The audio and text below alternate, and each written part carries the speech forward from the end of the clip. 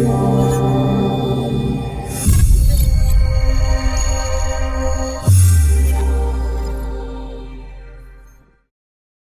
Students, आज का lecture start करते हैं. It's going to be quite a interesting lecture today. अभी तक कॉस्ट शीट के अंदर cost accounts, financial accounts, types of cost, explanation of cost sheet, explanation of financial accounts, फिर cost sheet के रेगुलर क्वेश्चंस. पिछले lecture के अंदर estimated cost sheet. Estimated cost sheet के बारे में एक चीज याद दिलाता हूं and then we will continue. Estimated cost sheet मतलब पिछले साल की कॉस्ट शीट लेंगे, उसके अंदर सम अपने को चेंजेस बताएगा. हम लोग new cost sheet next year की अंदाजे के हिसाब से, मतलब एस्टिमेटेड के हिसाब से will try to be making that cost sheet. This is whatever is the meaning of the term estimated cost sheet. उसके अंदर एक चीज जो मैंने स्पेसिफिकली वो बोला था, direct materials and direct labour are always per unit cost. Direct material and direct labour are always per unit cost, क्योंकि ये डायरेक्ट कॉस्ट है. डायरेक्ट कॉस्ट मतलब हर यूनिट के लिए लगता है, तो कभी भी कोई भी चेंजेस होगा तो हम लोग पर यूनिट को अप्लाई करेंगे. ठीक है, these are variable cost. Variable cost are per unit cost, but then there are other cost also, that is fixed cost. Okay, अगर कभी फिक्स्ड कॉस्ट के अंदर चेंजेस होगा तो हम लोग लम सम के अंदर चेंजेस कर देंगे. ठीक है, अभी आज का एटलीस्ट जो अपना फर्स्ट क्वेश्चन है, दोनों क्वेश्चंस आर नॉट अलाइक, लेकिन जो अपना फर्स्ट क्वेश्चन है that is all about decision making. Decision making का मतलब क्या होता है? कुछ डिसाइड करना. ऑब्वियसली बिजनेस के अंदर, रोजमर्रा की लाइफ के अंदर तुमको बहुत सारे डिसीजंस लेने पड़ते हैं कि यार क्या करूं, मेरा सेलिंग प्राइस क्या होना चाहिए, इस कस्टमर को बेचूं या ना बेचूं, ये करूं या ये करूं, दोनों में से वो वाला काम करूंगा जो मेरे लिए अच्छा होगा. Okay, etcetera etcetera, that is what we are going to be doing as such. ठीक है, तो एक रूल बिजनेस का याद रखना. कभी भी तुमको कुछ भी डिसाइड करना है ना, तो एक रूल जिंदगी भर बिजनेस का याद रखना, वो वाला काम करो जिससे घर पे पैसा ज्यादा आए. So that option is always better where profit is highest. That option is always better where what is highest? Profit. And profit doesn't mean profit per unit वगैरह. No. Okay. कॉमन सेंस चीज है, तुमको यहां पे लिख के वो बोल देता हूं. मेरे पास दो ऑप्शन था, या 1 रुपए का प्रॉफिट कमाऊं, ठीक है, पर यूनिट, ठीक है, या 15 रुपए का प्रॉफिट कमाऊं पर यूनिट. मेरे पास ये दो ऑप्शन था. कबूतर सर यही अच्छा है ना? नहीं, एक और चीज, अगर मैं 1 रुपए का प्रॉफिट कमाना चाहता हूं, सिर्फ 1 रुपए का, तो ना मेरे को सेलिंग प्राइस कम करना पड़ेगा. अगर मैंने सेलिंग प्राइस कम किया, मेरा साल का 1 लाख यूनिट बिक जाएगा. अगर मेरे को 15 रुपए का प्रॉफिट चाहिए ना, तो मेरे को सेलिंग प्राइस बहुत ज्यादा रखना पड़ेगा. सेलिंग प्राइस ज्यादा रखेगा, डिमांड कम हो जाएगा. तुम लोगों ने इलास्टिसिटी ऑफ डिमांड तो करके रखा हुआ है, और ना पूरे साल के अंदर सिर्फ 50 यूनिट ही बिकेगा. ओके, अब मेरे को जरा बोलो, तुमको फर्स्ट ऑप्शन करना है कि सेकंड ऑप्शन करना है? अगर तूने फर्स्ट ऑप्शन किया तो 1 लाख रुपए कमाएगा. सेकंड किया, इन दिस पर्टिकुलर केस, तू 750 रुपया कमाएगा. बेटा first option is better. No यार, तो बिजनेस के अंदर वो ऑप्शन हमेशा सबसे अच्छा होता है जिधर तुम लोगों को प्रॉफिट सबसे ज्यादा मिलता है. That option is always best wherever absolute profits are the highest. ठीक है, तो कभी भी, this is true even for final C also. Okay, कोई परसेंटेजेस वगैरह does not matter in business. Business के ना what matters is money. Okay, खुद ब खुद अगर सपोज ऐसा ही एक अजीब गरीब एग्जांपल मेरे को अगर देना हुआ, तो अंबानी ने अपने बिजनेस के अंदर इन्वेस्ट करके रखा हुआ है. ठीक है, उसने फैक्ट्रीज वगैरह लगा के रखा हुआ है, जियो के इंफ्रास्ट्रक्चर के अंदर उसने इतना इन्वेस्ट किया हुआ है. ठीक है, उसको उस इन्वेस्टमेंट के ऊपर साल का 2% का प्रॉफिट आता है. तो सर सिर्फ 2%? Okay, first example. सेकंड, मैंने अपने बिजनेस के अंदर इन्वेस्ट करके रखा हुआ है. ठीक है, मेरे को उस बिजनेस के ऊपर 35% का रिटर्न आता है. जितना भी मैंने इन्वेस्टमेंट किया, मेरे को हर साल उसके ऊपर 35% का रिटर्न आता है. मेरे को जरा बोलो, कौन बंदा बड़ा? वो बड़ा कि मैं बड़ा? तो बोलते सर आप बड़े. Obviously not. ओके, तुमको देखना पड़ेगा 2% किसका. अभी उस बंदे ने सपोज अपने बिजनेस के अंदर $1 बिलियन का इन्वेस्टमेंट करके रखा हुआ है, तो उसको हर साल यहां पे 0.02 बिलियन का प्रॉफिट होता है. मैंने अपने बिजनेस के अंदर यहां पर सपोज 1 करोड़ का इन्वेस्टमेंट करके वो रखा हुआ है, वो भी यार रुपीस के अंदर. ओके, तो मेरे को हर साल 35 लाख रुपए का प्रॉफिट होता है. ओके बेटा, he is very big no as compare to us. Okay, so what matters is always absolute money. What matters is always absolute money. Same concept also आप लोग एफएम के अंदर सीखोगे in the chapter of capital budgeting. Okay, कि business चलाने के लिए पैसा चाहिए, परसेंटेजेस पर यूनिट अपने को क्या करने का है. Okay, what matters is money that you will take home. Okay, तो वो ऑप्शन हमेशा अच्छा जिधर प्रॉफिट इन टोटलिटी सबसे ज्यादा, किधर प्रॉफिट पर यूनिट सबसे ज्यादा है. लेकिन अगर उधर टोटल प्रॉफिट कम हो जाएगा तो मेरे को क्या करने का है. ओके, घर जो मैं लेके जाऊंगा दैट इज एब्सोल्यूट प्रॉफिट. ठीक है, इस इंट्रोडक्शन से मैं अभी ये वाला जो क्वेश्चन है स्टार्ट कर रहा हूं. ठीक है, ध्यान से पढ़ना. A Limited has a capacity to produce 1 lakh units of a product every month. Its works cost at various levels of production is as under. Level in percentage. Works cost per unit. ठीक है, कोई एक company है, उसका capacity 1 lakh units per month है. Its works cost. Works cost मतलब factory overheads नहीं, works cost मतलब फैक्ट्री कॉस्ट. ठीक है, एक सेकंड. फैक्ट्री कॉस्ट के 4 नाम होते हैं: factory cost, works cost, production cost and manufacturing cost. ठीक है, at various levels are as follows. Level in percentage 10%. 10% मतलब 10% ऑफ 1 लाख मतलब 10,000. अगर आप 10,000 यूनिट प्रोड्यूस करोगे तो आपका वर्क्स कॉस्ट पर यूनिट 400 हो जाएगा. ठीक है, अगर 20% करोगे तो 390 हो जाएगा. 30% हो जाएगा, अगर 30% करोगे तो 380 हो जाएगा. 40% मतलब 40,000 यूनिट्स तो 370 हो जाएगा. ऐसे करते करते अगर 100% पे काम किया, 100% बोले तो 1 लाख यूनिट्स पर मंथ, तो आपका वर्क्स कॉस्ट गिर के 310 हो जाएगा. ठीक है, आगे. It's fixed administration expenses amount to 1,50,000. तो ये एक और खर्चा है. And fixed marketing expenses amount to 2.5 lakh rupees per month respectively. The variable distribution cost is 30 per unit. ठीक है, आगे ध्यान से जरा पढ़ो. It can market, मेरे को तुमको शॉर्ट्स नहीं बताने का है. It can market 100% of its output at 500 per unit provided it incurs the following further expenses. तो वो लोग 100% पर ऑपरेट करके जितना गुड्स बनेगा उतना गुड्स बेच सकता है. लेकिन तब सेलिंग प्राइस जो है कितने रुपीस का होएगा बेटा? 500. ठीक है, provided it incurs the following further expenses. तो ये वाला वो 100% पे तभी ऑपरेट करेगा. और इट कैन मार्केट मतलब it can sell 100% of its output eight 500. तो 500 is nothing but selling price. Okay, provided it incurs the following further expenses. A, it gives gift items costing ₹30 per unit of sale. हर unit के साथ वो 30 rupees का gift दे. Second, it has lucky draws every month giving first prize of 50, second prize of 25, third prize of 10,000 and 3 consolation prize of 5,000 each to the customers buying the product. चलिए ठीक है, आगे. It spends 1 lakh rupees on refreshments every month serve to its customers. चलिए ठीक है. It sponsors a television program every week at cost of 20 lakhs per month. ठीक है, आगे. It can market 30% of its output at 550. ये line ध्यान से पढ़ना. It can market मतलब it can sell 30% of its output at 550 without incurring any of the expenses referred to in A to D above. अगर उसको सिर्फ 30% तक ही अपना गुड्स बेचने का है, ठीक है, तो वो किस प्राइस के ऊपर बेच सकता है? 550. और फिर उसका ये जो A to D का खर्चा है ना, ये वाला भी खर्चा नहीं होगा. Advise the company on the course of its action, show the supporting cost sheets. ठीक है, तो कॉस्ट शीट का ही क्वेश्चन है यार. वो लोग क्या बोलता है, कंपनी को ना एडवाइस करो. ठीक है, तो चलो कंपनी को एडवाइस कर देंगे. उन लोगों ने क्या बोला? Advise the company on the course of its action. ठीक है, तो मतलब तुमको कंपनी को बताने का है भाई at what level to operate. 10% पे ऑपरेट करें, 20% पे ऑपरेट करें, 30 पे करें, 40 पे करें, 50 पे करें, 60 पे करें, 70, 80, 90, 100. ठीक है, तो अगर तुम्हारे पास कुछ भी और करने के लिए नहीं है आज का पूरा दिन, तो तुम लोग क्या कर सकते हो, तुम लोग ना 10 कॉस्ट शीट्स बनाओ अलग अलग, ठीक है, या कॉलमनर बना देना, मेरे को चलेगा, ठीक है। तो 10 कॉस्ट शीट्स बनाना, ठीक है।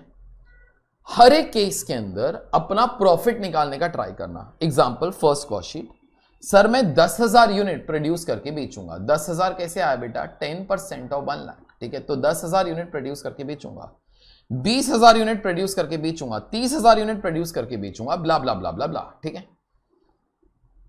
ऐसा 1 लाख तक, ऐसा 1 लाख तक, ठीक है।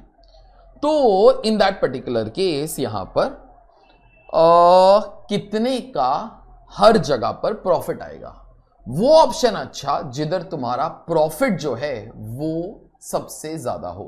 और प्रॉफिट, सब लोग मेरे को जरा बोलो, पर यूनिट प्रॉफिट के total profit, total profit, what matters is total profit. अभी तुम लोग को मैंने यहां पर वही वाला एग्जांपल दिया था, what matters is absolute profit, ठीक है। This is one thing, this is one thing, ठीक है। तो अगर तुम लोग के पास कुछ भी करने के लिए नहीं है आज का पूरा दिन, क्या करना, 10 कॉस्ट शीट्स बना लेना, ठीक है, और देखना 10 कॉस्ट शीट के अंदर टोटल प्रॉफिट किधर ज्यादा आता है, ठीक है। अच्छा एक और चीज, इस क्वेश्चन के अंदर देख, रॉ मटेरियल का तो कोई स्टॉक था ही नहीं, WIP का भी कोई स्टॉक नहीं है, और देखो when they all say no we will operate at 10%, मतलब we will produce and sell 10,000 units per month. तो यहां पे कोई फिनिश गुड्स का स्टॉक भी नहीं आने वाला, ठीक है। तो आप क्या करो, 10 कॉस्ट शीट बना लो, 10,000 यूनिट पर 10%, 20,000 यूनिट पर 20%, ब्ला ब्ला ब्ला ब्ला ब्ला, जिधर भी टोटल प्रॉफिट ज्यादा होगा दैट ऑप्शन इज बेटर। और अभी तुम लोग को एक चीज समझ में आ जाएगा, सर पर यूनिट वाला कॉलम नहीं बनाएंगे तो चलेगा, चलेगा, क्योंकि we are only interested in one thing and that is total profit किधर ज्यादा है, तो टोटल का एक कॉलम बनाएंगे, ठीक है। तो अभी 10 कॉस्ट शीट बनाना स्टार्ट करते हैं, ठीक है। लेकिन 10 कॉस्ट शीट भी क्यों बनाए, क्या करते हैं, एक बार ना डेटा तुम लोग जरा बराबर से अपने मन के अंदर पढ़ो, बराबर से पढ़ना। तुमको वर्क्स कॉस्ट देके रखा हुआ है, वर्क्स कॉस्ट देके रखा हुआ है, ठीक है। उसके बाद तुम्हारे पास जो, अभी मेरे को तुमको ये वाला चीज तो दिखाना ही पड़ेगा, मैं वो पढ़ ही देता हूं ताकि वो सस्पेंस भी ना रहे यार, पढ़ो। Whenever there is a question where decision making is to be done, every company goes for that option where profit is highest. Profit always means total absolute profit, ना ही percentage, ना ही per unit, जिधर भी total profit ज्यादा आएगा that is going to be the best option, ठीक है। चलो अभी ये वाला चीज ना मैं इरेज ऑफ कर रहा हूं, मेरे को ये वाली चीज की कोई जरूरत नहीं, ठीक है। अच्छा तो अभी मैं तुम लोग को क्या बोलता हूं, बराबर से सुनना। यहां पे ना क्या बोला था, it can market 100% of it output at 500 per unit provided it incurs the following further expenses. चलो ठीक है,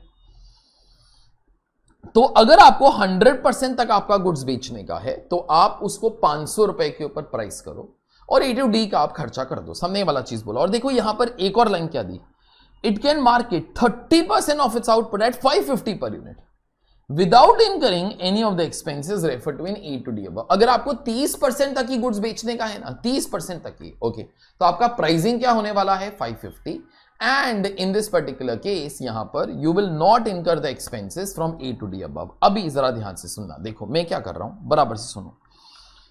ये लास्ट लाइन पढ़ के ना मेरे को एक चीज स्ट्राइक होता है, लास्ट वाला लाइन एक और बार पढ़ूं, it can market 30% of its output at 550 per unit without incurring any of the expenses refer to in A to D above। मतलब अगर आपको 30% तक ही गुड्स बेचने का है, मतलब 30,000 यूनिट्स प्रोड्यूस करके बेचने का है, तो आप किस प्राइस के ऊपर बेच सकते हो 550, और आपको A to D का खर्चा करने की कोई जरूरत नहीं। मैं इस सारे डेटा को ना उल्टा करता हूं, उल्टा मतलब अगर आपको 30% से ज्यादा गुड्स बेचने का है, अगर आपको 30% से ज्यादा गुड्स, मतलब if you want to be operating at 40, 50, 60, 70, 80, 90, 100%, ठीक है, तो आप लोगों को सेलिंग प्राइस 500 करना पड़ेगा, क्योंकि 550 रहने वाला है टिल 30%। अगर आपको डिमांड और जनरेट करने का है तो आपको प्राइसिंग अपना कम करना पड़ेगा, ठीक है।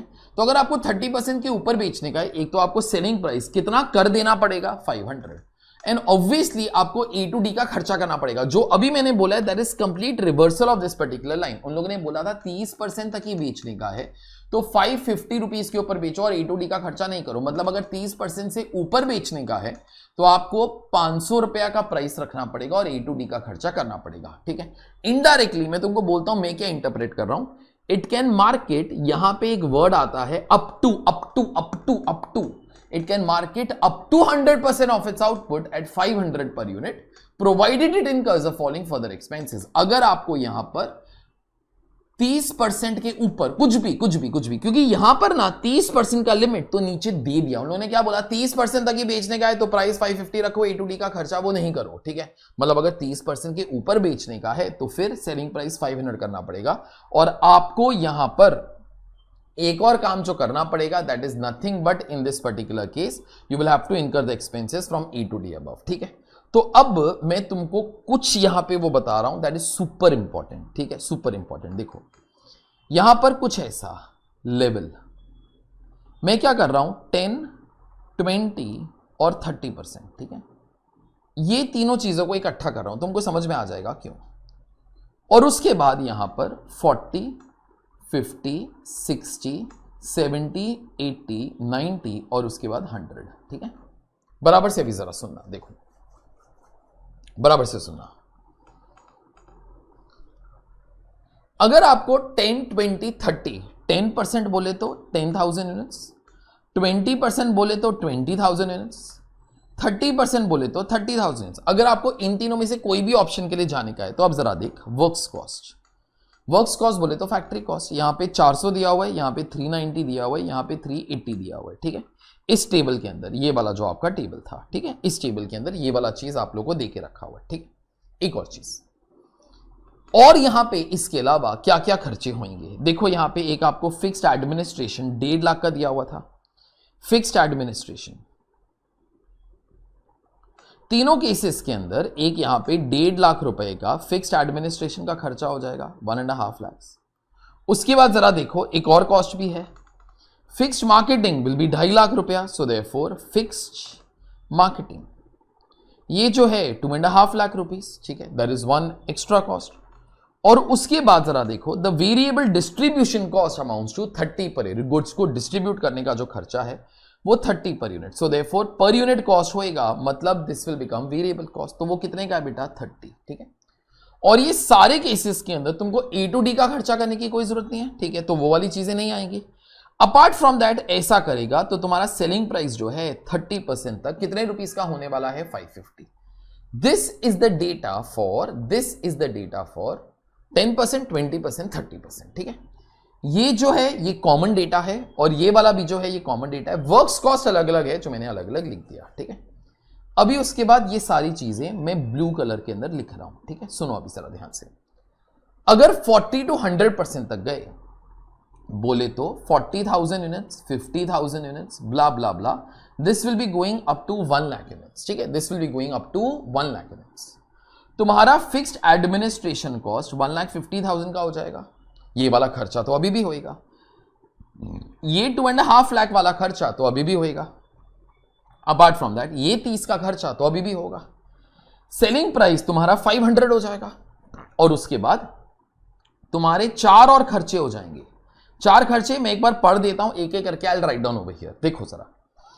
इन दिस पर्टिकुलर केस यहां पर क्या दिखा, it gives gift items costing 30 per unit of sale, so therefore gift items 30 per unit, ये भी जो 30 था ये भी पर यूनिट ही था, ठीक है, दिस इज वन थिंग। उसके बाद यहां पे और क्या है, it has lucky draws every month giving first price of 50 दिमाग में रखो, सेकंड प्राइस ऑफ 25 तो 50 प्लस 25 75,000 के gift, third prizes of 10,000 will become 85,000 and 3 consolation price of 5,000 each to the customers buying the product, ठीक है। तो 3 consolation price 5,000 के बोले तो 15,000 प्लस 85,000, तो यहाँ पे जो गिफ्ट्स वगैरह हैं वो यहाँ पे कितने का आ जाएगा बेटा, 1 लाख, वो जो प्राइजेस वगैरह है, ठीक है।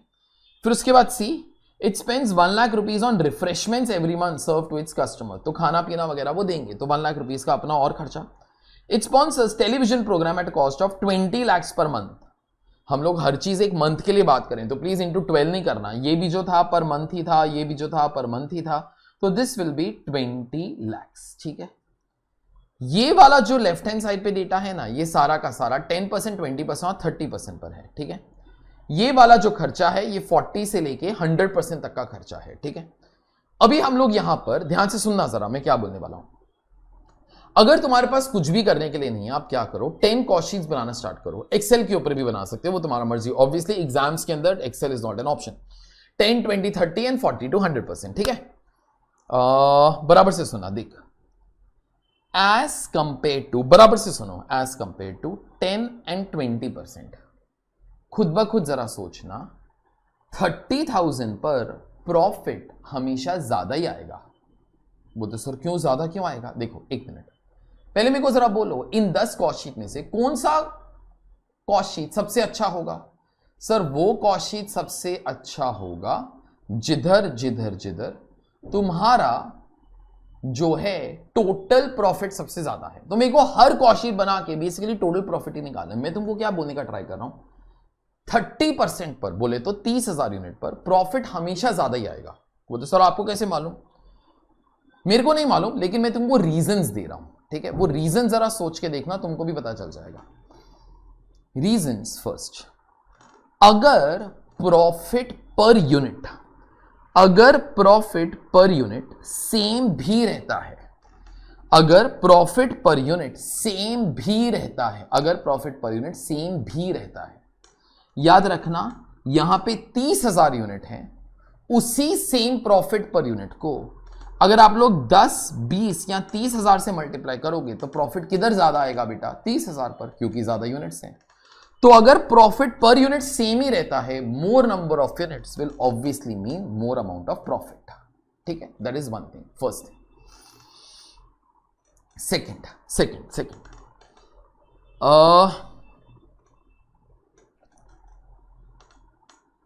अगर सोचोगे 30% पर वर्क्स कॉस्ट पर यूनिट और कम हो जाता है, कितना हो जाता है? 380।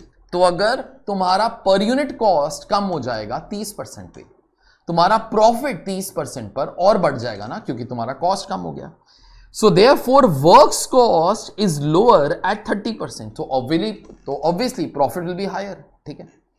और एक लास्ट थर्ड, बराबर से सुनना, तुम लोग जो भी कर, ये वाला जो तेरा फिक्स्ड कॉस्ट है ना, 30,000 तक सेम ही रहने वाला है। 1,50,000 और 2,50,000 वो तो वही रहने वाला है। जरा सोच, fixed cost remaining fixed, it is obviously better to operate at highest level, क्योंकि तेरा फिक्स्ड कॉस्ट तो वैसे भी सेम ही रहेगा। खुद ब खुद जरा सोचो, मेरे पास ऑप्शन है कि मैं एक बारी में या 250 बच्चों को पढ़ाऊं या 300 बच्चों को पढ़ाऊं। 250 और 300 दोनों सेम क्लास के अंदर फिट हो जाएंगे। मेरा जो कैपेसिटी है वो तो 400 है, ओके। तो चाहे मैं 250 लूं चाहे मैं 300 लूं, जरा सोचो, मेरा रेंटल तो वही रहेगा, ओके। तो which particular option is better? Sir 300 is better sir, okay. Obviously 250 से अच्छा 300, रेंट तो वैसे भी सेम ही रहने वाला है। So therefore fixed cost remaining fixed, it is obviously better to be operating at what particular level यार? हाईएस्ट लेवल, ठीक है। तो अगर तुम लोग को टाइम पास करने का मन है पूरा दिन, तो आप 10 और 20% पर भी कॉस्ट शीट बनाओ। मैं नहीं बनाने वाला, क्योंकि मेरे को मालूम है 30% पर कॉस्ट शीट हमेशा ज्यादा प्रॉफिट ही दिखाएगा। I think everything is clear. जो मैंने 10 to 20 और जो मैंने 10, 20 और 30% के लिए बोला कि 30% will be showing higher profit, ditto same चीज 40 to 100% के लिए भी तो ट्रू है। जरा सोच लो, अगर प्रॉफिट पर यूनिट सेम भी रहा, मोर number of units will be getting you all more amount of profit. Second, works cost बेटा यहां पे 310 है, जो बाकी सब जगह से कम है, तो obviously 100% is better. Third option in this particular case, fixed cost remaining fix. देखो ये भी फिक्स्ड कॉस्ट है, ये भी फिक्स्ड कॉस्ट है, ये भी फिक्स्ड कॉस्ट है, ये भी फिक्स्ड कॉस्ट है, ये भी फिक्स्ड, जो भी कॉस्ट लमसम के अंदर दिया हुआ है वो फिक्स्ड कॉस्ट है। Fixed cost remaining fixed, it is always better to be operating at highest level. तो मतलब अगर तू पागलों की तरह पूरा दिन स्पेंड करता to be making all these cost sheets no, तो भी अपने को 100% के ऊपर ज्यादा प्रॉफिट ही आता। So therefore out of all the things it is better to be operating at highest level over here. It is better to be operating at highest level over here. That highest level in this particular case will be 100%, that is 1 lakh. तो अभी मैं time pass नहीं करने वाला हूं, मैं क्या करने वाला हूं, अपने को सिर्फ 2 ही कॉस्ट शीट्स बनाने का है। मेरे को जरा बोलो 2 कॉस्ट शीट मतलब किस लेवल के ऊपर, 30% एंड 100%। और जिधर भी प्रॉफिट ज्यादा आएगा that option will be a better option for us. जिधर भी प्रॉफिट ज्यादा आएगा मतलब टोटल प्रॉफिट, ठीक है, that is what we are going to be doing in this particular. अच्छा तो स्टार्ट कर लेते हैं। अच्छा एक और चीज जो मैंने अभी तक नहीं बोला था वो अभी मैं तुम लोग को बोल रहा हूं, इस क्वेश्चन के अंदर फिनिश्ड गुड स्टॉक है कि नहीं है, नहीं है ना, तो याद रखना format of cost sheet does not matter. हम लोग फिर भी शायद कॉस्ट शीट के फॉर्मेट के हिसाब से ही बनाएंगे, लेकिन जरा सोचो ना, format of cost sheet will only matter if there are stocks. ना फिनिश गुड स्टॉक है, ना WIP स्टॉक है, रॉ मटेरियल स्टॉक तो वैसे भी नहीं है। आप कोई भी चीज किधर भी डाल दो बेटा प्रॉफिट तो सेम ही आएगा। तो ऐसे क्वेश्चंस के ना अगर आप लोगों ने फॉर्मेटिंग की तरफ ध्यान नहीं भी दिया ना तो भी चल जाएगा, ठीक है। तो हम लोग सिर्फ यहाँ पे कॉस्ट शीट जो है 2 ही लेवल्स पे बनाने वाले हैं। मेरे को लास्ट टाइम बोलो कौन से 2 लेवल पे सर, एक 30% पर और एक 100% पे। So that's what we all are doing right now, ठीक है। तो चलिए स्टार्ट कर लेते हैं, नेक्स्ट पेज पे चलता हूं। लिखिए जरा प्लीज, ये कौन सा क्वेश्चन है यार, क्वेश्चन नंबर 9।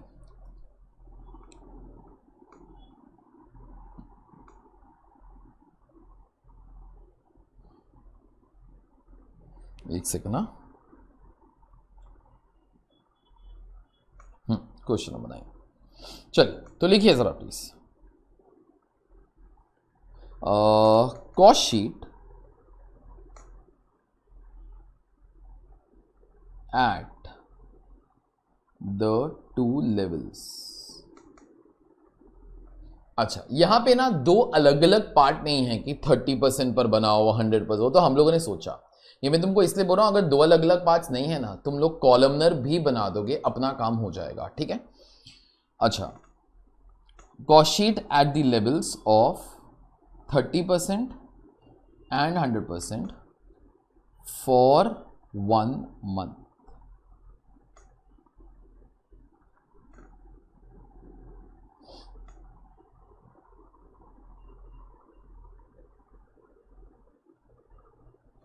चलो सुनो, तो एक यहां पे ना थोड़ा सा प्रेजेंटेशन की तरफ ध्यान देते हैं। लेवल एक 30% और एक 100%।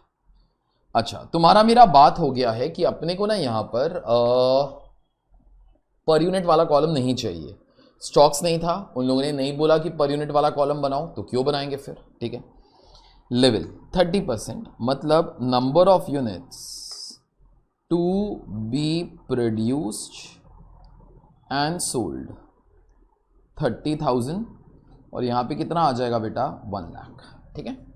And these are number of units to be produce and sold in 1 month, ठीक है। अभी अपना यहां पर जो कॉलमनर है सिर्फ टोटल वाला कॉलम ही है, there is no per unit column as such, ठीक है।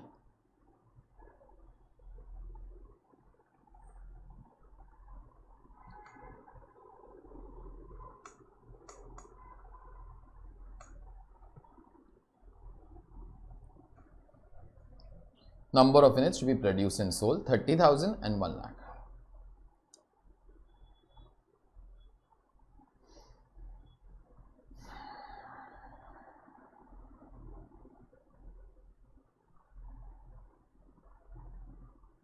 चलिए फिर स्टार्ट कर लेते हैं। तो जब स्टार्ट कर रहे हैं तब डायरेक्ट मटेरियल डायरेक्ट लेबर, लेकिन मैं क्या बोलता हूं इस क्वेश्चन के ना बेटा डायरेक्ट मटेरियल डायरेक्ट लेबर से मैं स्टार्ट ही नहीं करूंगा, क्योंकि मेरे को इस क्वेश्चन के ना डायरेक्टली कौन सा कॉस्ट देकर रखा हुआ है, वर्क्स कॉस्ट। तो works cost compensates for direct material, direct labour, direct expenses and factory overheads, उन सबका टोटल इस factory cost. No factory cost बोले तो वर्क्स कॉस्ट, ठीक है। तो यहां पे आप लोग पहले जरा लिखिए वर्क्स कॉस्ट। अच्छा अगर 30% पर करेंगे, अगर 30% पर करेंगे तो 30% पे करेंगे तो वर्क्स कॉस्ट पर यूनिट कितना होगा 380, लेकिन आप लोग पर यूनिट की कॉस्ट शीट नहीं बना रहे हो, आप लोग तो टोटल कॉस्ट शीट बना रहे हो। सो 380 इंटू 30,000, ठीक है। और उसके बाद अगर 100% पे काम करेंगे तो तुम्हारा जो वर्क्स कॉस्ट है कितने का हो जाएगा 310 इंटू 1 लाख, ठीक है। तुम लोग कैलकुलेटर थोड़ी देर के बाद उठाना, ठीक है, अभी नहीं उठाना। This is your works cost, this is your factory cost, ठीक है। उसके बाद एडमिनिस्ट्रेशन रिलेटेड टू प्रोडक्शन, ऐसा कुछ नहीं दिया हुआ अपने पास, एडमिनिस्ट्रेशन है लेकिन उसके लिए अगर कुछ नहीं बोला तो बेटा फिर वो जनरल ओवरहेड्स ही हो जाएंगे। तो यही तुम्हारा वर्क्स कॉस्ट होगा, ठीक है, और यही तुम्हारा क्या बोल देते हैं कॉस्ट ऑफ प्रोडक्शन होगा, यही तुम्हारा कॉस्ट ऑफ गुड्स सोल्ड भी होगा। उसके बाद ऐड, यहां पे आ जाएगा और कौन सा खर्चा है, एक मिनट, सीओ जीएस के बाद बेटा क्या आता है, एक एडमिनिस्ट्रेशन आता है, तो यहां पे आप लोग लिख सकते हो जनरल एडमिनिस्ट्रेशन।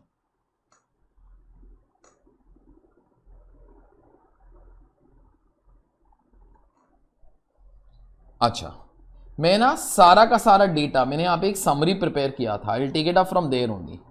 ये जो फिक्स्ड एडमिनिस्ट्रेशन है दिस इज 1,50,000, दोनों जगह पे 1,50,000 आप लोग डाल दीजिए, ठीक है। फिर उसके बाद ऐड, यहां पे देखो जरा पहले, एक मिनट मैं तुमको समरी से ही दिखाता हूं। फिक्स्ड मार्केटिंग कॉस्ट भी था, तो यहां पर आइए,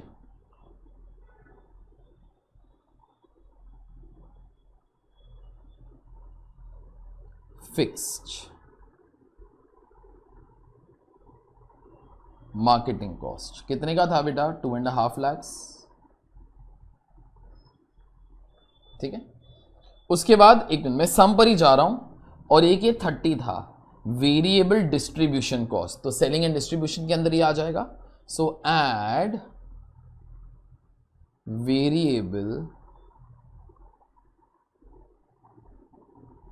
डिस्ट्रीब्यूशन कॉस्ट, वो कितने का है, 30 पर यूनिट ऑफ सेल ना, तो 30 इंटू 30,000 और उसके बाद 30 इंटू 1 लाख।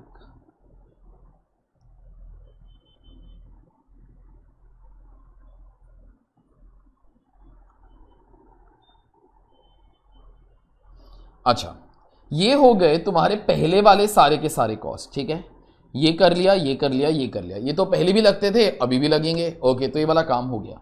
और उसके बाद ये तेरे 4 एक्स्ट्रा खर्चे ए बी सी डी, इनका डिस्क्रिप्शन जो है ना मैं टेक्स्ट बुक के अंदर ही देखता हूं।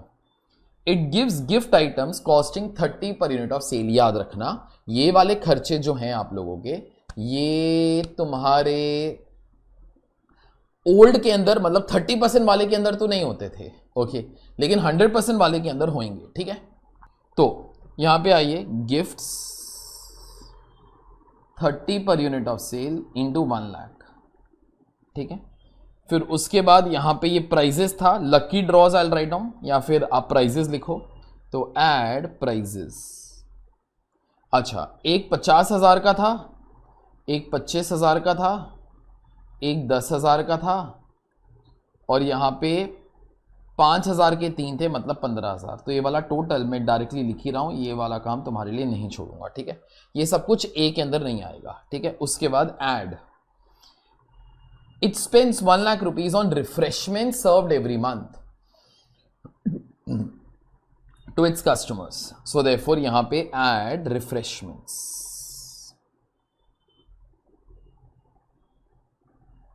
कितने का है बेटा, 1 लाख। फिर उसके बाद it sponsors a television program at a cost of 20 lakhs per month, तो यहां पे ऐड स्पॉन्सरशिप। तो ये वाला फिगर जो है कितना आ जाएगा बेटा, 20 lakhs, मैंने 2 lakhs लिख दिया, 20 lakhs, ठीक है। बस मेरे ख्याल से ये वाला काम कर लेंगे, this will give you cost of sales. उसके बाद add profit will give you sales. अभी बेटा सेल्स के लिए तेरे को सेलिंग प्राइस की जरूरत पड़ेगी। सेलिंग प्राइस अगर 30% पे काम करते हो तो 550 है, 100% पे काम करते हो तो अपने को उसको 500 करना पड़ेगा, into 30,000 units and into 1 lakh units. अभी फटाफट सब लोग अपना कैलसी लो, ओके, और मेरे को तुम लोग यहां पे प्रॉफिट्स जो हैं बैलेंसिंग फिगर के तौर पे निकाल के देना। सुनो, जब तुम्हारा ये वाला काम हो जाएगा तो यहां पे एक कंक्लूजन भी लिखने का है, company should operate at dash level 30% या 100% दोनों में से एक, as it results in highest profit, as it results in highest profit. ठीक है, चलिए अभी आप लोग अपना कैलसी लो, फटाफट अपने ये वाले जो काम है बेटा खत्म करने का ट्राई करो. Let's see who finishes of first. 380 into 30,000.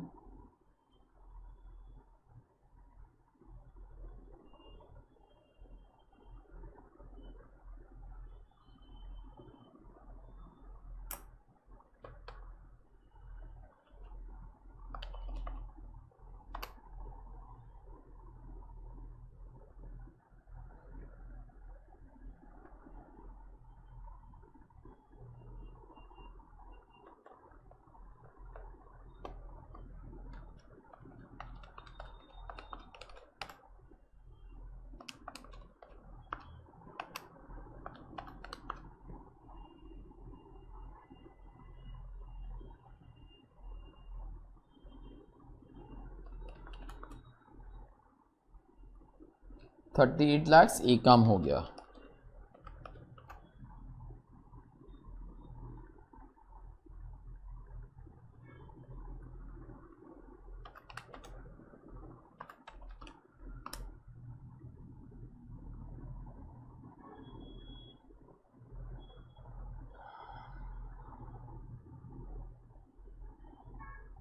$104 lakh second काम हो गया. ठीक है, company should operate eight profit बेटा किधर ज्यादा है 100% पे 104 लाख. अच्छा सुनो, ये वाला जो क्वेश्चन है ना आईसीए ने उसका आंसर मॉड्यूल के अंदर दिया है. इट्स ओनली दैट उन लोगों को ना ये वाला चीज लिखना चाहिए था कि हम लोग 10, 20, 40, 50, 60, 70, 80, 90 ये सब लेवल्स के ऊपर हम लोग कॉस्ट शीट क्यों नहीं बना रहे हैं. उन लोगों को वो वाला जो चीज है वो चीज लिखना चाहिए था. उन लोगों ने वो नहीं लिखा. मैंने तुम्हारा शॉर्ट्स के अंदर I have written that particular thing over here. Okay, so यहां पे that particular thing is printed. Wherever there is a question, this thing I have read it up before, लेकिन एक और बार मैं पढ़ रहा हूं. Wherever there is a question where decision making is done, every company goes for the option wherever there is highest profit. Profit always means total highest profit. अभी इस क्वेश्चन के लिए एक special note. As compared to 10 and 20%, 30% will always show higher profit. This is because even if profit per unit remains same, higher units will mean higher profit. Second, works cost per unit is lower at 30% as compared to 10 and 20%. Fixed cost remaining fixed is better to be operating at highest level. Hence, we only make a cost sheet at 30%. ठीक है, तो हम लोगों ने 10 और 20% के ऊपर cost sheet नहीं बनाया है.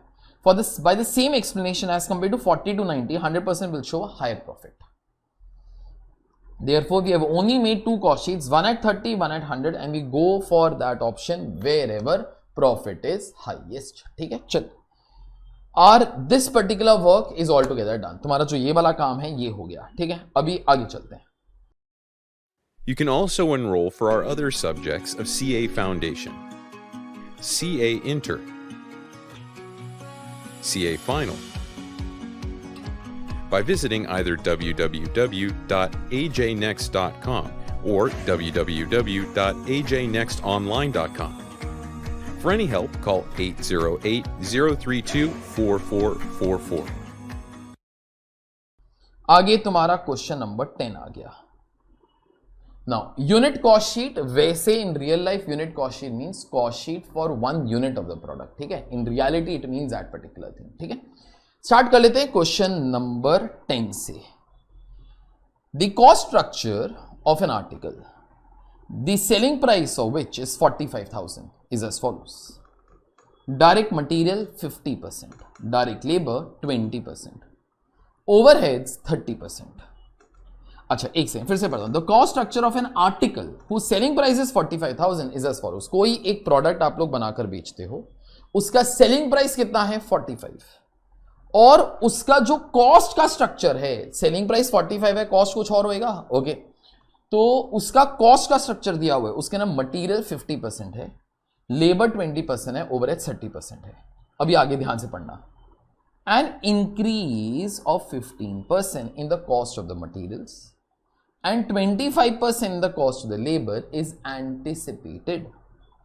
These increased costs in relation to these increase cost, cost बढ़ गया ना, यहां पे लिखा है increase of 15% the cost of materials and 25% the cost of the labour is anticipated. वो लोग क्या सोच रहे हैं, मटेरियल कॉस्ट जो है इतने से बढ़ जाएगा, लेबर कॉस्ट जो है इतने से बढ़ जाएगा। तो अभी कॉस्ट बढ़ गया, अभी कॉस्ट बढ़ेगा और अगर सेलिंग प्राइस सेम ही रखा, प्रॉफिट कम हो जाएगा ना। उन लोगों ने देखो वही लिखा, these increase cost in relation to the present selling price, present word को अंडरलाइन करना, would cost 25% decrease in the amount of present profit per article। वो लोग क्या बोलते हैं, अगर ये वाला कॉस्ट बढ़ा और अगर तुम लोगों ने सेलिंग प्राइस वही रखा तो तुम्हारा जो प्रॉफिट है 25% से कम हो जाएगा। ठीक है, you are required to prepare a statement of profit per article at present. ठीक है, to compute revised selling price to produce same percentage of profit to sales as before। वो लोग क्या बोलते हैं कि ऐसे सेलिंग प्राइस रिवाइज करो ताकि you get same percentage of profit to sales as before. ठीक है, सुन, अभी तुम्हारे पास इस क्वेश्चन के ना एब्सोल्यूट फिगर्स किस चीज का है, सेलिंग प्राइस का, किस चीज का नहीं है, कॉस्ट का। ठीक है, तो मैं तुम लोग को क्या बोलता हूं, सबसे पहले हम लोग क्या कर लेते हैं, अपने पास ना कॉस्ट नहीं है। ठीक है, मेरे को बोलो cost plus what is equal to selling price, cost plus what is equal to selling price, cost plus profit is equal to selling price. ठीक है, ना अपने पास कॉस्ट है ना अपने पास प्रॉफिट है, लेकिन अपने पास बेटा सेलिंग प्राइस तो है ना यार। ठीक है, तो यहां पर अभी तुम लोग मेरे साथ जरा लिखो, ये क्वेश्चन कौन सा है बेटा, क्वेश्चन 10 लिखो, let present cost per unit be X. तो बोलते हैं sir present cost per unit क्यों लिखा सर, पूरा सम देख लो, इस क्वेश्चन के अंदर ना नंबर ऑफ यूनिट्स का डेटा ही नहीं है। जो भी क्वेश्चन है पूरा का पूरा wordings, in fact this is one of the smallest questions that you all have, I am not saying the answer, लेकिन क्वेश्चंस, और आपके पास जो भी डेटा है एक एक यूनिट का ही है बेटा। ठीक है, so let the present cost per unit be X, let present profit per unit be Y.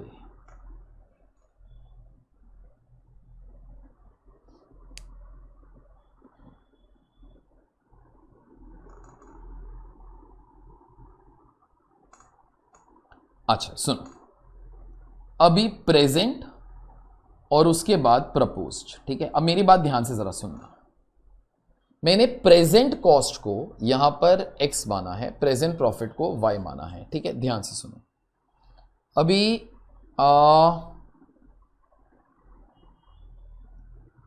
एक ऐसे बनाना, एक सेकेंड क्या करो, अगर अभी तक नहीं बनाया तो थोड़ा सा ना इसको बड़ा कर लेंगे अपन लोग, विड्थ वाइज, ठीक है, ऐसे कर लेंगे, और ये अंदर 2 कॉलम बना देना। ठीक है, ये बनाओ जरा प्लीज।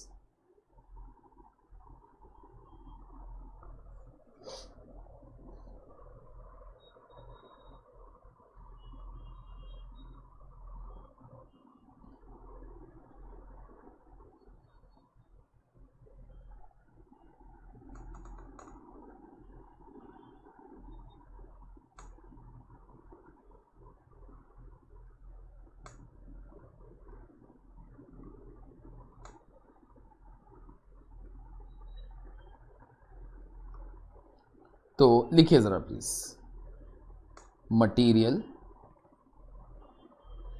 उसके बाद देखो यहां पे कौन कौन से कॉस्ट हैं, लेबर, देखना जरा, डायरेक्ट मटेरियल से एक कॉस्ट दिया हुआ है, डायरेक्ट लेबर एक कॉस्ट दिया हुआ है, और ओवरहेड्स। अभी यहां पे कोई बाइफर्केशन वगैरह नहीं है तो मैं डायरेक्टली यहां पे ओवरहेड से लिख लेता हूं। ये सारा डेटा अगेन आई रिपीट एक एक यूनिट का ही है, ये सबका टोटल मारेगा तो मेरे को टोटल कॉस्ट मिल जाएगा। कोई ऐसा सोच सकता है सर अगर एक ही यूनिट है तो this is total column, this is per unit column, they will become same only no, क्योंकि एक ही यूनिट है। ऐसा नहीं है, मैं कुछ और करने वाला हूं। ठीक है, यहाँ पे एक ही यूनिट का डेटा है तो मैं पर यूनिट का ही बात कर रहा हूं। ठीक है, total cost add profit will give you, अभी मैं ना सेल्स भी नहीं लिखता क्योंकि सेल्स मतलब सेल्स बहुत सारे यूनिट्स का मिलाकर होता है, यहाँ पे एक यूनिट के बारे में बात है ना, तो सेलिंग प्राइस लिख देता हूँ। ठीक है, ये जो एक्स्ट्रा चीजें हैं ये निकाल देता हूं।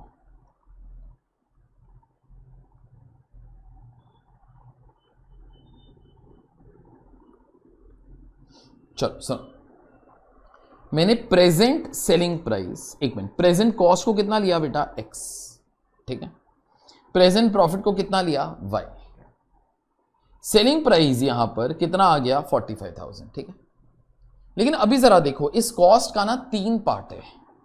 देखो उन लोगों ने क्या बोला, the cost structure of an article who selling price is 45 is as follows. तो उन लोगों ने तुमको कॉस्ट देके रखा हुआ है, ठीक है। तो जितना भी तेरा कॉस्ट है 50% मटेरियल कॉस्ट है, 20% लेबर कॉस्ट है, ओवरहेड्स 30% है, और तुम लोगों ने अपना जो कॉस्ट है वो तो x लिया हुआ है, ठीक है। तो x का 50% बोले तो कितना आ जाएगा 0.5x, लेबर कितना आ जाएगा 0.2x, तो ओवरहेड्स 30% है, मतलब कितना आ जाएगा 0.3x। Is this clear? ठीक है। तो ये हो गया मटेरियल, ये हो गया लेबर, ये हो गया तुम्हारा ओवरहेड्स, ठीक है। टोटल कॉस्ट आ गया, add profit get selling price, ठीक है। अभी देखो वो लोगों ने क्या बोला है, मैं ये सब कुछ एक बार निकाल देता हूं।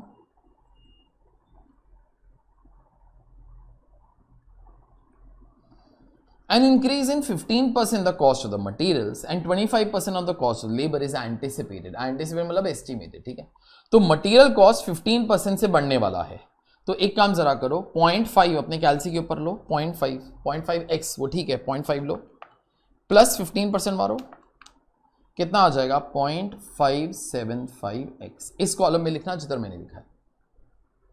आगे लेबर 20%, तो 0.2 था ना, प्लस 25%, कितना हो जाएगा बेटा 0.25x। अच्छा अभी अपनी अक्ल यूज करना, ओवरहेड्स के बारे में कुछ नहीं दिया हुआ, उन लोगों ने नहीं बोला यार ये 4-5 लाइन के अंदर ओवरहेड्स के अंदर कुछ चेंज होगा। तो अगर नहीं बोला ओवरहेड्स के अंदर कुछ चेंज होगा तो आप लोग क्या करने वाले हो, सर सेम ही लेंगे सर, तो चलो ठीक है फिर सेम ही ले लो 0.3x। तीनों का टोटल मार 1.125x, ठीक है। ये हो गया तुम्हारा ये वाला चीज। अच्छा तो ये हो गया तेरा नया कॉस्ट। अभी देखो आगे क्या दिया हुआ है, these increase cost in relation to the present selling price. Present selling price सम ध्यान से पढ़ने का, प्रेजेंट सेलिंग प्राइस, तो प्रेजेंट सेलिंग प्राइस कितना है 45,000, ठीक है। Will result in would cause a 25% decrease in the amount of present profit per article। तो वो लोग क्या बोलते हैं, अगर कॉस्ट बढ़ जाएगा सेलिंग प्राइस वही रहेगा 45,000, तो तुम्हारा प्रॉफिट पर यूनिट 25% से कम हो जाएगा। तो पहले प्रॉफिट कितना था y मतलब 1y था ना, y मतलब 1y होता है, माइनस 25%, ठीक है। तो ये चीज कितना आ जाएगा बेटा 0.75y। शायद तुमको समझ में आ गया रहेगा। अभी इसके बाद अपना क्वेश्चन सॉल्व हो जाएगा। तुमको समझा कैसे, ये फर्स्ट इक्वेशन इधर से दिख गई, ये सेकेंड इक्वेशन इधर से दिख गई। अगर अभी तक नहीं दिखी तो यहां पे भी जरा लिखो equations from above. Equations from above, तो एक इक्वेशन ये है, देखो जरा x plus Y is equal to 45,000।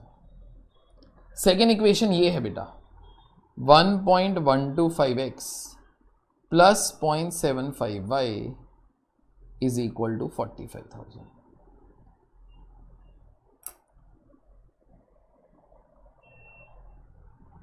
बस अभी सॉल्व कर लो। अभी सॉल्व करने के लिए ना मैं फर्स्ट इक्वेशन को 0.75 से मल्टीप्लाई कर रहा हूं, ठीक है, ताकि y और y मेरा कैंसिल हो जाए। तो 0.75x plus 0.75y is equal to कैलसी लेने का 45,000 इंटू 0.75 33,750। सेकेंड वाला सेम ही रखूंगा,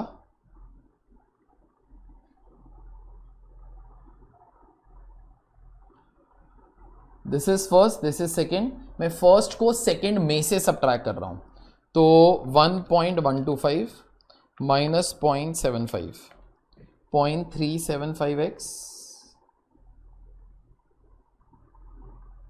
तो ये और ये तो कैंसिल हो जाएगा। 45,000 माइनस 33,750, ये आ जाएगा 11,250। x is equal to 11,250 divide by 0.375, x is equal to 30,000। 30,000 x इसके अंदर डालूंगा तो y बैलेंसिंग फिगर कितना हो जाएगा बेटा 15,000, तो y इज इक्वल टू 15,000। ठीक है, तो x जिधर भी है 30,000, y जिधर भी है 15,000। ठीक है, तो y 15,000, x 30,000, टोटल 45,000। ठीक है, अभी उसके बाद 0.5x, x इज 30,000, तो ये वाला फिगर कितना आ जाएगा 15,000, 0.2x, x इज 30,000, 30,000 का 0.2 मतलब 20%, 6,000, यहां पे कितना आ जाएगा 9,000। ठीक है, ये हो गया तुम्हारा पार्ट ए। एक बार जरा देखना पार्ट ए के ना क्या पूछा, to prepare statement of present, to prepare statement of profit per article at present. So this is I think statement of profit per article at present. यहां पे ना अभी तुम लोग लिख देना पार्ट ए, अगर मेरी तरह एक लाइन है तो इधर ही खत्म कर देंगे, स्टेटमेंट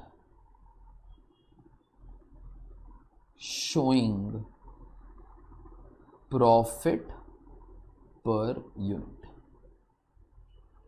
तो ये तुम्हारा प्रेजेंट वाला जो स्टेटमेंट है खत्म हो गया। ठीक है, अभी ये स्टेटमेंट ऐसे रखूंगा ना, इससे अच्छा कंप्लीट वो कर देता हूं, क्योंकि मेरे को पार्ट बी सॉल्व करना है जिधर मेरे को काम में आएगा। 30,000 इंटू 0.575, ये आ जाएगा 17,250, 0.25 इंटू 30,000 7,500, ये तो सेम ही रहेगा बेटा 9,000, 1.125 इंटू 30,000 33,750, 45,000, ये कितना हो जाएगा बेटा 11,250। ठीक है, ये हो गया तुम्हारा ये वाला काम।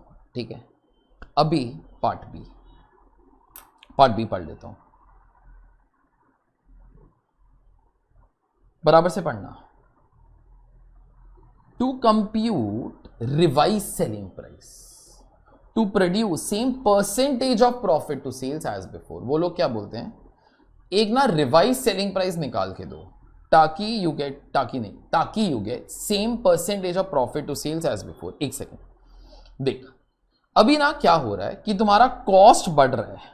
ठीक है, पहले 30,000 था, अभी कितना हो गया 33,750।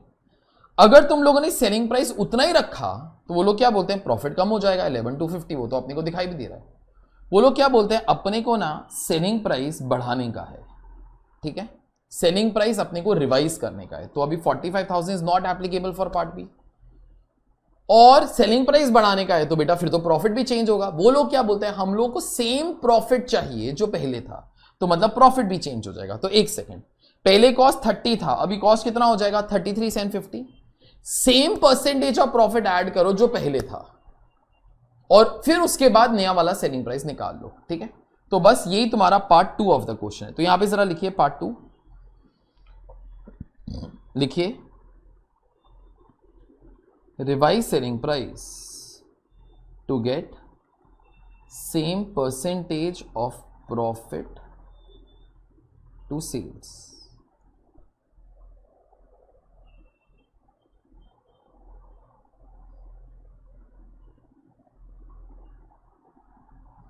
To get same percentage of profit to sales, आगे लिख देना as before.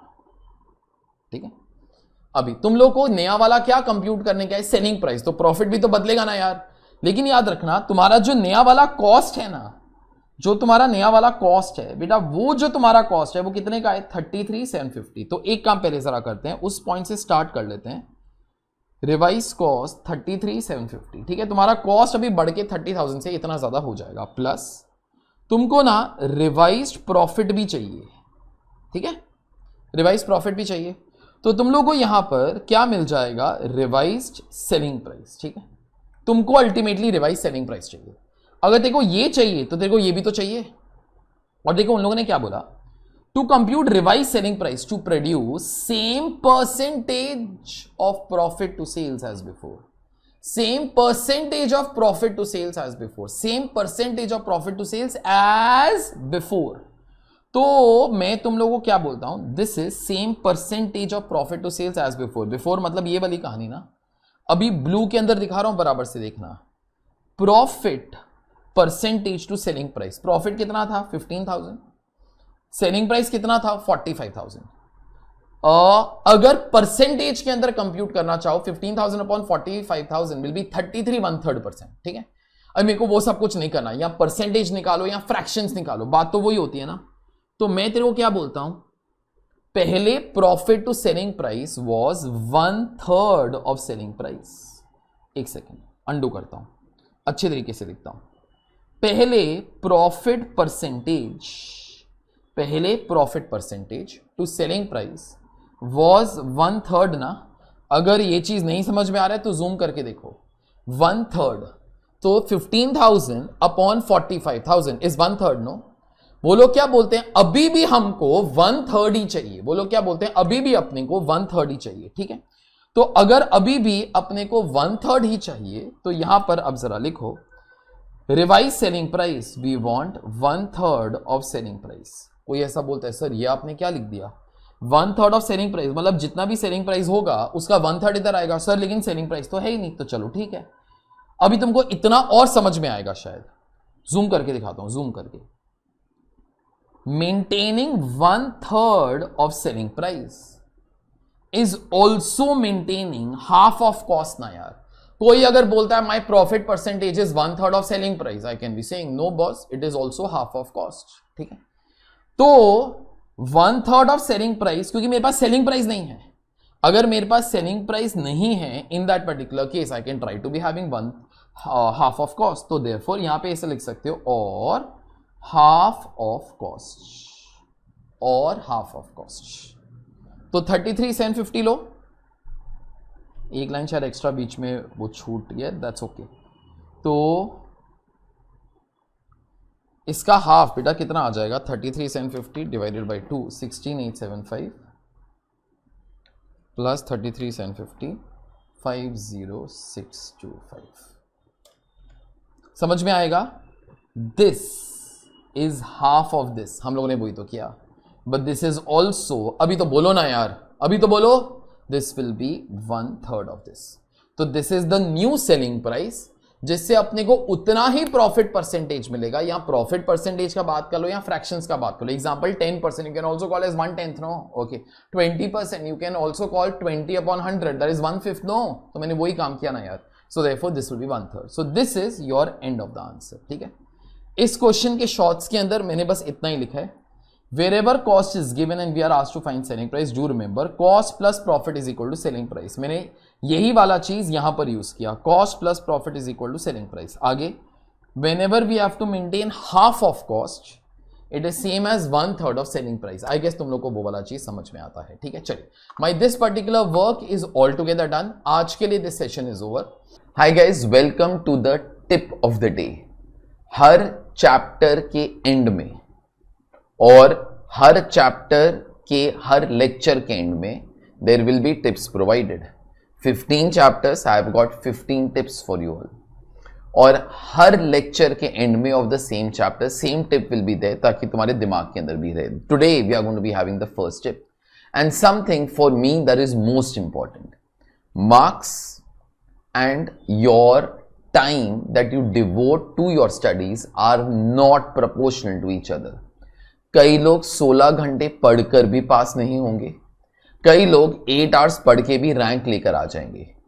It is not dependent upon how God gifted intelligence is, it is all about what your concentration level is whenever you are trying to be studying। जो भी पढ़ाई करो अच्छे तरीके से concentrate करके करो।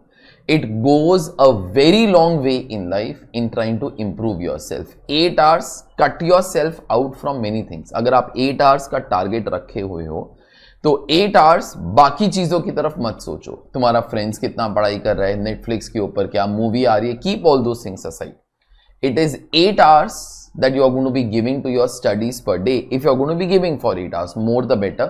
लेकिन more के चक्कर के अंदर अपना quality of concentration खराब नहीं करो। Study in a wiser way। जितना पढ़ाई करते हो उतना अच्छे तरीके से पढ़ाई करो। Honestly for me 8 to 10 hours is more than enough for you all to be getting a rank also। It's only that how you are spending those 8 to 10 hours without talking to your friends for anything except the doubts। You are not keeping your phone with you and trying to have the distractions। तो 8 hours to 10 hours continuously या फिर in breaks, whatever your mind allows, लेकिन अच्छे तरीके से उतना पढ़ाई कर लो, that should be sufficient enough. This is my first tip of the day. This tip usually is there for those students जो लोग हमेशा एक क्वेश्चन पूछते हैं, सर पास होने के लिए कितने घंटे पढ़ाई करना चाहिए. This is the answer to all those students. Thank you guys. I will see you all with the tips of the day now in chapter number 2. Bye.